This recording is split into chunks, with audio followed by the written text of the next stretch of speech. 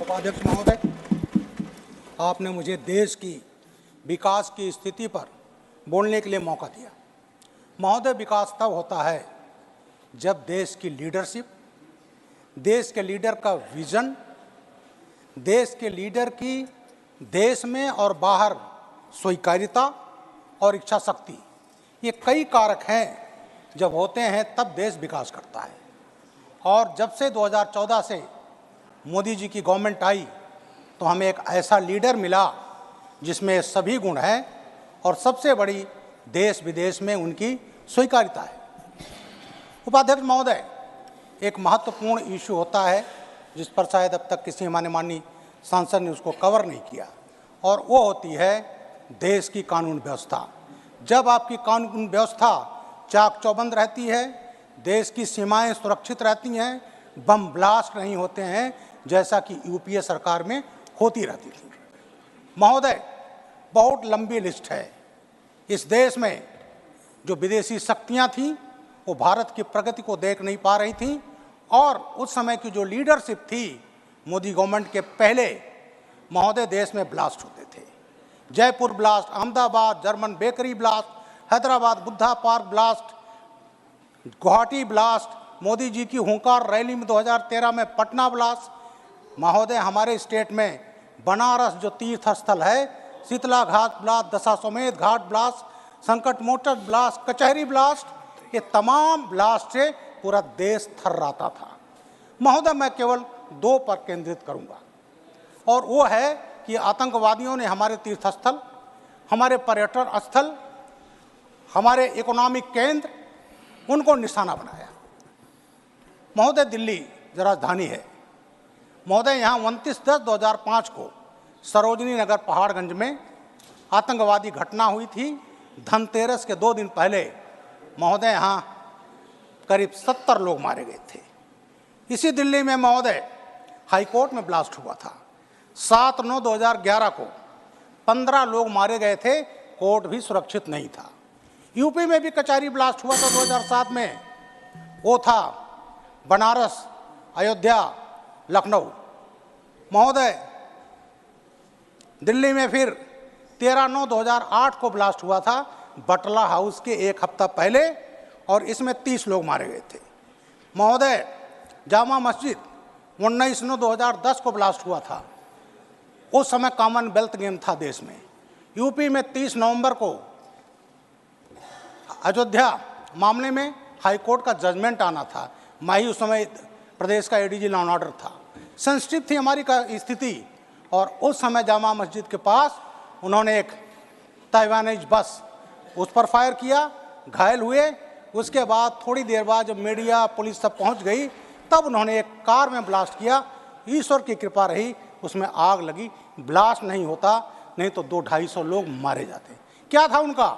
देश में दंगा फैलाना और कॉमनवेल्थ गेम को ये करना कि देश सुरक्षित नहीं है। तो महोदय, ये पक्ष था, और वो सब थे इंडियन मुजाहिदीन के। महोदय, यहीं पर बटला हाउस की घटना हुई 19 सितंबर 2008 से, टाइम हमारा वो तभी।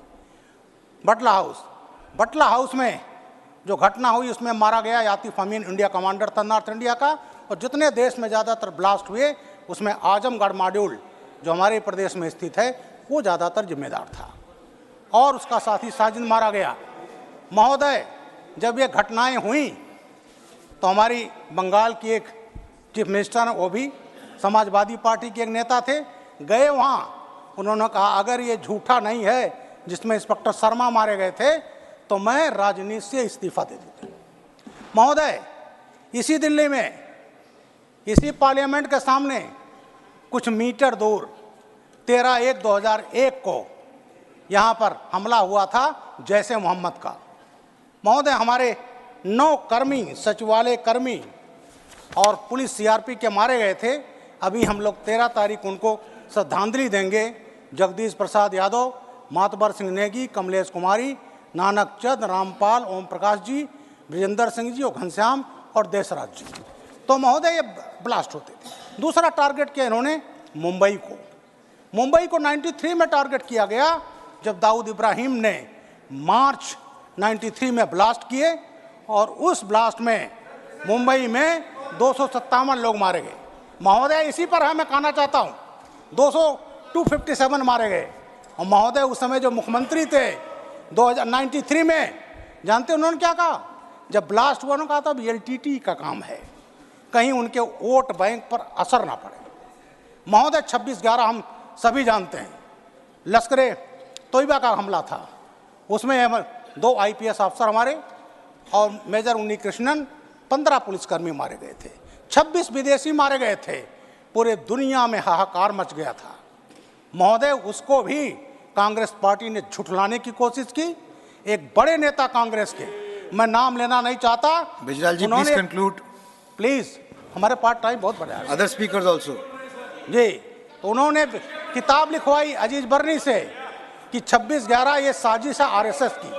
तो महोदय, हमारे जो तीर्थ स्थल, इकोनॉमिक केंद्र दिल्ली, सबको आतंकवाद का इसलिए बनाया गया, निवेश ना आए, एडवाइजरी जारी हुई, भारत मत जाओ, क्योंकि असुरक्षित देश है। महोदय, जब से मोदी जी आए हैं, 0 टॉलरेंस है, कहीं ब्लास्ट नहीं हो रहे हैं, आतंकवादियों की हालत खराब है। और जब आज शांति सुरक्षा है इस देश में, तो निवेश आ रहे हैं, और वही कारण है हम तीसरी अर्थव्यवस्था बनने जा रहे हैं। महोदय, अपने स्टेट की बात करता हूँ, 10 साल विरोधियों की सरकारें रहीं 2017 के पहले, और ये हालत था लूट मार अपहरण, रोज दंगे, कि ये होता हालत कि वहाँ निवेश नहीं आता था।